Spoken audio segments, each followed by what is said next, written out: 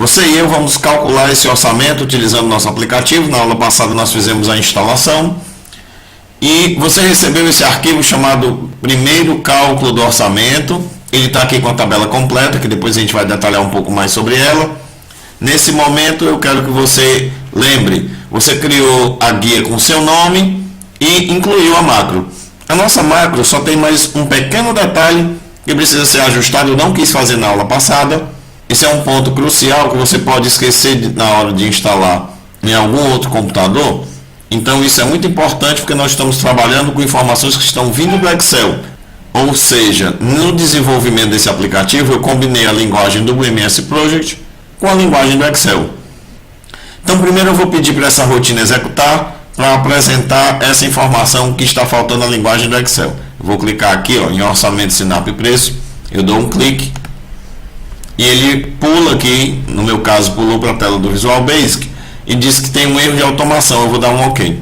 Que erro de automação é esse? Vamos voltar lá para o Visual Basic, entendeu? Exibir, macro, Visual Basic, OK. O que aconteceu foi que nessa automação, que foi a que você copiou, lembra? Você trouxe essa automação na aula passada aqui para o arquivo global, tá?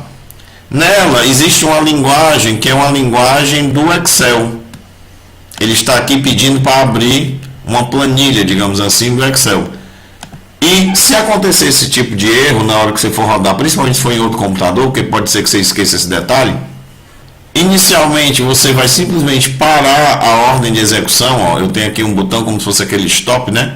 Então eu vou aqui clicar para parar a ordem de execução. Venho em ferramentas, menu ferramentas. Em ferramentas ele vai me trazer uma opção chamada referências, tá? Referências, eu vou abrir aqui, vou dar um clique, ele abre uma caixa. Referências são as linguagens, digamos assim, os idiomas que ele está trabalhando. Observe que aqui na nossa instalação, simplesmente por ter trazido o arquivo para o global, eu já estou com o idioma de Visual Basic, VBA, do Project em si e de uma determinada automação e do Office, tá? Uma biblioteca do Office. Mas aqui embaixo eu vou procurar agora uma biblioteca do Microsoft Excel. Então eu tenho aqui em ordem alfabética que está. No meu caso, com a versão do Excel que eu estou, é a 15.0. Então eu vou clicar aqui porque eu quero que ele me traga a biblioteca de objetos do Microsoft Excel 15.0. Só isso. E vou dar um OK. Vou fechar essa tela do Visual Basic. Volto para o MS Project e vou novamente na guia seu nome que você fez. Vamos clicar aqui no sistema e agora ele começa a funcionar, tá? Bem, o arquivo da base Sinap que eu estou te sugerindo nesse momento para a gente trabalhar também está aí no material complementar. Qual é a minha sugestão? Mas é só sugestão. Salva em C2 pontos Alex Amarante, tá? E você deixa lá. Porque a maioria do material que eu vou colocar e vou comandar aqui no exemplo vai estar dessa forma. Mas se você criar um outro diretório, C2 pontos, documentos, barra sua empresa, barra seu projeto, etc., não tem problema nenhum. É só você informar o caminho aqui. E inclusive isso nós vamos fazer em algumas aulas mais lá na frente. Eu vou mudar a posição da pasta das planilhas Excel do Sinap e nós vamos rodar em outras pastas. Nesse momento eu vou confirmar que está aqui. E nesse momento ele está procurando por esse arquivo, que é exatamente a pasta Excel, o arquivo Excel, que está aí no material complementar para você também, tá? Então ele está trazendo dados de preços de composições do Sinap de dezembro de 2017. Eu peguei esse material para trabalhar. Vou confirmar que realmente é esse arquivo, ó. Digite o nome da planilha. Então esse é o nome da planilha e vou dar um OK. E ele agora está perguntando o seguinte: os preços que estão na planilha, eu vou trabalhar exatamente o mesmo preço? Exatamente o mesmo preço quer dizer 100% do preço, tá? Então é um fator de 1, digamos assim, né? Então digite o fator sobre os preços, eu vou trabalhar 100%. Se eu quisesse 10% a mais, então eu diria aqui que é 110%, por exemplo. Se eu quisesse a menos, não, eu quero trabalhar só com 92% dos valores que constam lá no Sinap.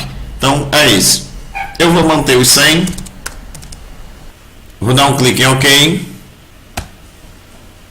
Ele está me perguntando quantas casas decimais eu quero para a quantidade total. Aqui na coluna, nessa coluna quantidade total, eu posso ter 2, 3, 4, 5 casas decimais. Eu também vou manter 2 por enquanto, não estou fazendo nenhuma grande alteração, só para a gente poder rodar esse orçamento. Ok. A partir de agora, ele acessa a planilha que está lá no Sinap, compara o código da composição que está aqui na coluna Sinap do MS Project com a tabela que está lá no Excel, e ele preenche os dados necessários de informações não só para o cálculo de orçamento, mas também para que nós façamos verificação. Por exemplo, nessa coluna aí, asterisco com Sinap, ele está trazendo o nome da descrição do que está na planilha do Excel, para que você possa comparar com o serviço que descreveu.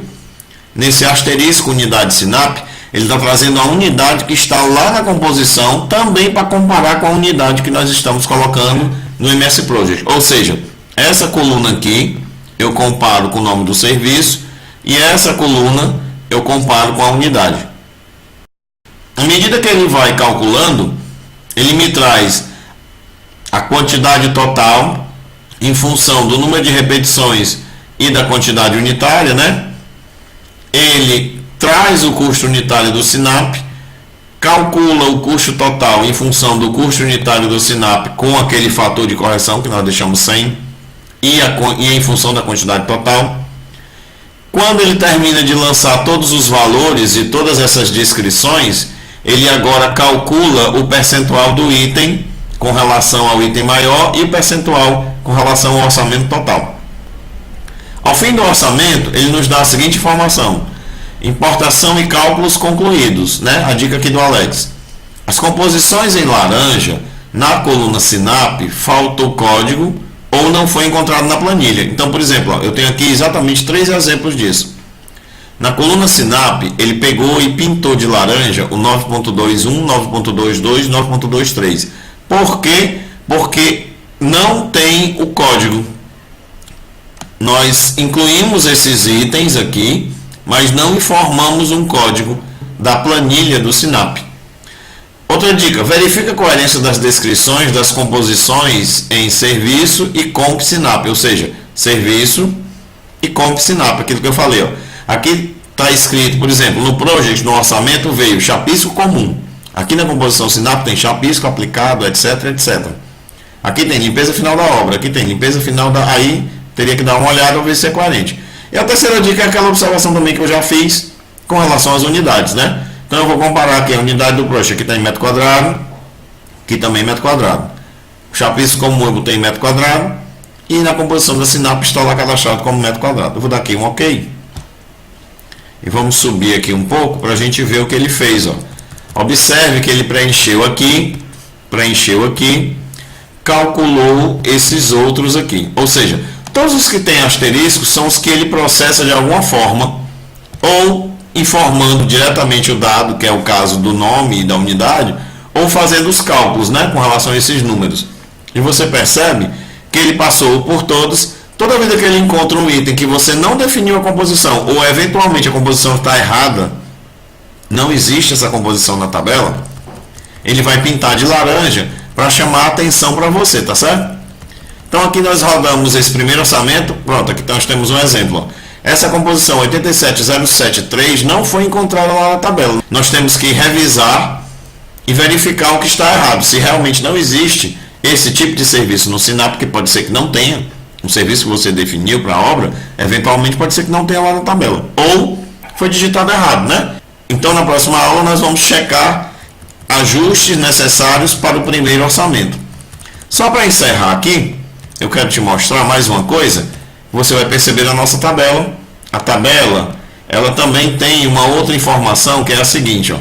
No finalzinho dela, ela vai dizer qual foi o arquivo que nós trabalhamos, de onde veio esse preço. De onde veio esse custo unitário, né? Que tem aquela composição, veio desse arquivo aqui, ó.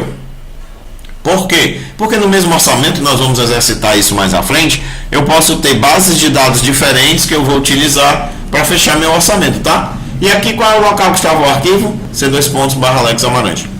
Ok? Então dessa forma nós rodamos nosso primeiro orçamento, nós chegamos a um valor total, esse valor total a gente pode enxergar aqui na linha 0, exibindo aqui a tarefa de resumo, nós podemos ver o valor total que foi fechado o orçamento. Na próxima aula vamos fazer os ajustes necessários em função das observações que o aplicativo nos trouxe. Até lá!